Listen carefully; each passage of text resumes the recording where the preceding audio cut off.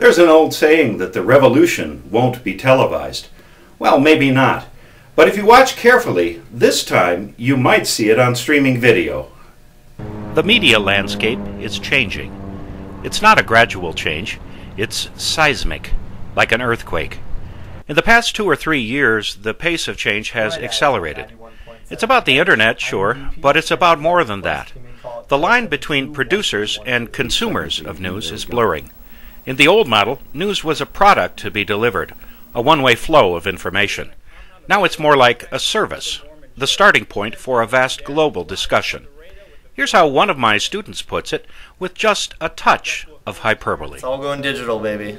Jump on board or get lost, because that's digital, CDs are dead, print is dead. At Whitewater, we're mindful of those changes. We've got to be. As a journalism professor, it's my job to help lead us into that new era. We've got to change what we teach and how we teach it.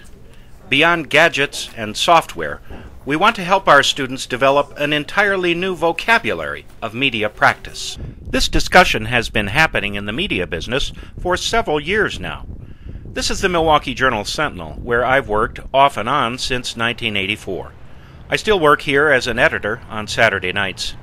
The Journal-Sentinel is not exactly in crisis, but it's suffering seismic shock as the business changes. Its parent company, Journal Communications, has lost 2/3 of its market value since going public in 2003. The pattern is typical for newspaper publishers all across the United States. The reason? Advertising is flowing to the internet. And as fast as newspapers are taking their own operations to the web, they've not yet made up for that loss of revenue. News executives, including my boss at the paper, know they can no longer swim against the tide. The race is to keep your staff long enough to build the audience over on online, and we're doing that as much as we can, with as many online reefers in the paper as possible, with making the website less static. The newspaper is static. Print product is static. Our website can't be static. The blogs on a daily basis have as much news in them as Newswatch sometimes. And those have been many of them have been very successful in creating a community where the people who comment talk to each other, not just to the person who wrote the blog, but the other people who comment. We know what you want to hear and read and think model is gone. And those who hold on to it are in danger of endangering their own careers. JSOnline.com had more than 400 million page views last year. It's profitable, has been for several years now. Its revenue is growing at a double-digit clip, even as the company's print ad sales are stagnant or worse. Journal Communications also has what it calls hyper-local community websites, where you'll find everything from suburban news to school lunch menus. The online ad marketplace includes a partnership with Monster.com, the major jobs website.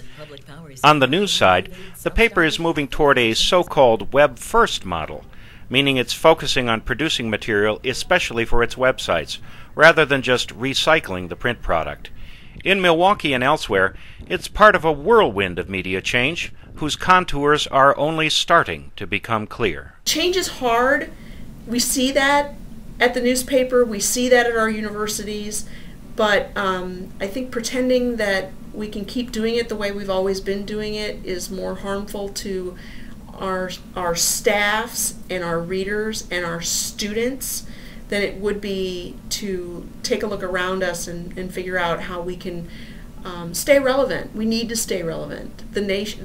Our readers and our nation need us to stay relevant because, frankly, ultimately, if we don't watch the government, nobody's going to. At Whitewater, this media revolution is no secret to our students, of course. They've grown up online. Audio, video, blogs, podcasts, all are part of their everyday experience.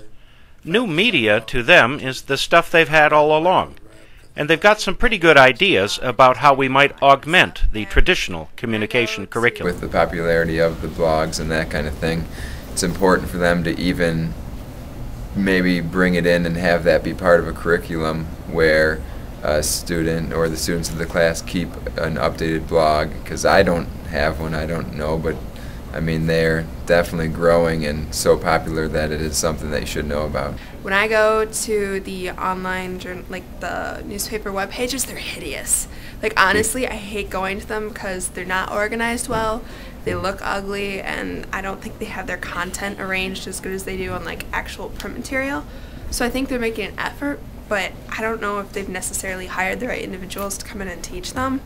And another thing, I'm a Japanese minor, and so I have to read a bunch of Japanese newspapers, and they have online English newspapers in Japan, and they're so much better than the American ones. They update hourly, and they have specific reporters that are just internet only.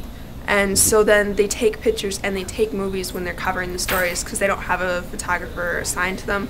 They just go out with their assignments, and it's almost completely separate than like the actual printed newspaper. The upshot? It's time to move on this. We can't hope to match the pace of change. Maybe no one institution can. But if we get in the game now, we and our students can be part of creating the future. Oh, and one other thing. The hardware and software for doing all of this are getting cheaper and simpler to use. For an analog guy like me, that's very good news. I produced this report with a $150 video camera and the software that came bundled with my PC. That's it. Well, as for the script, I wrote that on my old Royal typewriter. Just because something's old doesn't mean you necessarily throw it out. For Webhawk News, this is Jim Cates in Whitewater.